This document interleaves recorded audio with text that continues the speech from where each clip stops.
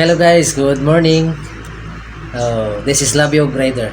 Welcome to my channel. Okay guys, welcome to my vlog.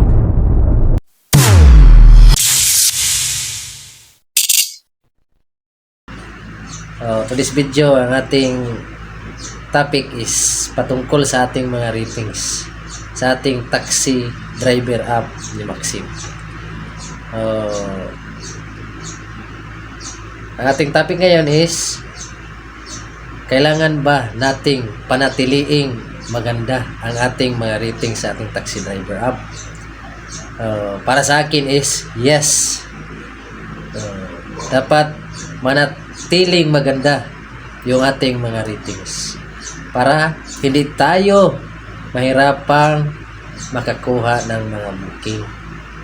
Kapag bababa yung ating mga ratings, may posibilidad na hindi tayo makakuha ng mga bookings. Mahirapan tayo. Matagal tayong makakuha ng mga booking. Kahit naka-auto tayo, mahirapan tayo nga makakuha ng mga booking. Dahil sa mababa yung ating mga ratings. Dapat manatiling ganito ang ating mga ratings. At dapat wala tayong violation dito.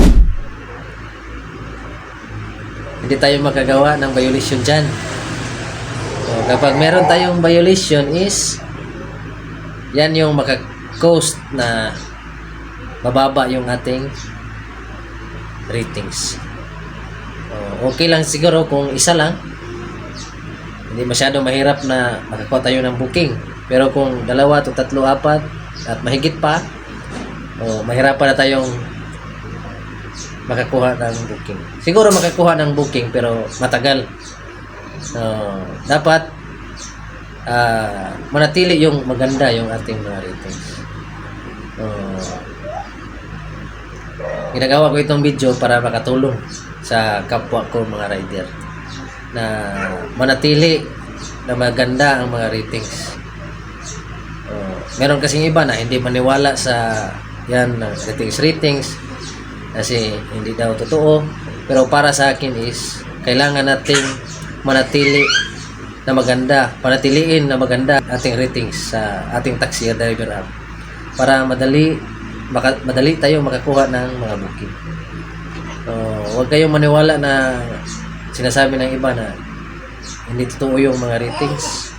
Siguro kung meron kang pang COD, malaking pang COD, siguro makakuha ka ng booking na malalaki yung COD. Pero kung naka-auto ka, then mababa yung ratings mo, mahirapan ka talaga. Matagal kang makakuha ng mga booking.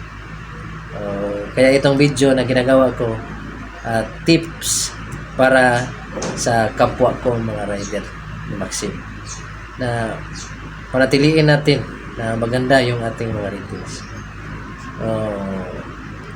Sana ay ito na video is malaking tulong ito para sa mga rider ni Maxim. At bago ang lahat, hindi pa natin tatapusin, huwag niyong kalimutan na mag-subscribe sa aking YouTube channel. At pindutin ang notification bell para updated kayo sa aking mga video na i-upload sa YouTube. Salamat. Love you.